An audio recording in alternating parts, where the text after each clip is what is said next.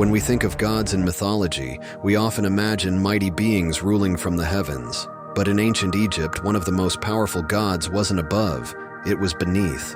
Meet Geb, the god of the earth, the very foundation of life itself.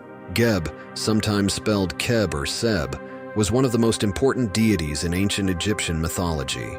His name was spoken in temples and written in sacred texts for thousands of years. As the god of the earth, Geb was more than just a divine being. He was the land itself.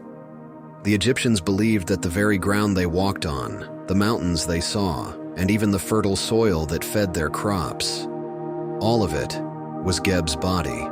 He was often depicted with green skin, a symbol of life, fertility, and renewal.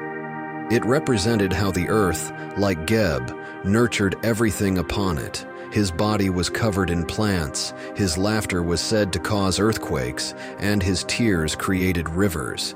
Geb's story isn't just about the land, it's about love and separation. He was deeply connected to Nut, the sky goddess, and together they formed a cosmic balance. The ancient Egyptians believed the two were once inseparable, locked in an eternal embrace, until their father, Shu, the god of air, forced them apart. This is why the sky hovers above and the earth remains below, forever reaching but never touching. Their love endured. Even in separation, they found a way to remain connected.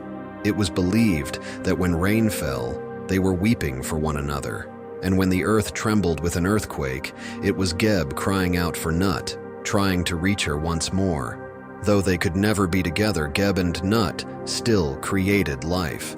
From their love came four of the most important gods in Egyptian mythology: Osiris, the wise ruler of the underworld; Isis, the goddess of magic and motherhood; Set, the god of chaos and storms; and Nephthys, the guardian of the dead. Pharaohs were called heirs of Geb, signifying their divine right to rule over the land.